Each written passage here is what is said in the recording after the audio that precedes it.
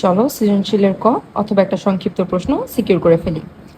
আমার এখানে বলা আছে 1/1 কজ স্কোয়ার এ প্লাস 1/1 সেক স্কোয়ার এ সমান এটা প্রমাণ করতে বলা হয়েছে।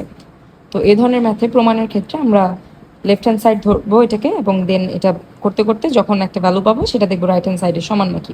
তো শুরুতেই এই জিনিসটা দেখে নাও যে আমরা জানি হচ্ছে ট্যান হচ্ছে কটের উল্টা, সাইন হচ্ছে কসেকের উল্টা, এবং কজ হচ্ছে সেকের উল্টা, অর্থাৎ কজ সমান সমান 1/sec। এখন এই ক্ষেত্রে দেখো কজ আছে এবং সেক আছে, আমরা কি জানি কজ হচ্ছে সেকের উল্টা।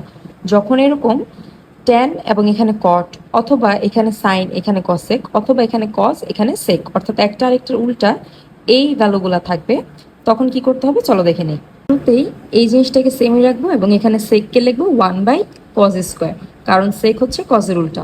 যেহেতু এখানে সেক স্কোয়ার আছে তাই এখানে 1/cos স্কোয়ার এ।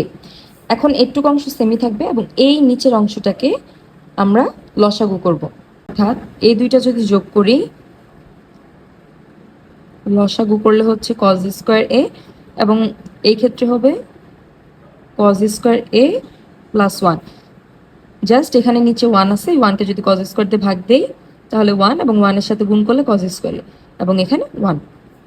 এখন দেখো আমরা জানি 1কে যদি কোনো কিছু দ্বারা ভাগ হয় তাহলে জিনিসটা উল্টিয়ে যায়, অর্থাৎ এটা সেম থাকবে এবং এই ক্ষেত্রে উল্টিয়ে যাবে, মানে cos স্কোয়ার এটা উপরে চলে আসবে এবং cos স্কোয়ার এ প্লাস 1টা নিচে চলে আসবে, অর্থাৎ এই দুইটা জিনিস উল্টিয়ে যাবে যখন 1 দ্বারা কোনো কিছু ভাগ হবে।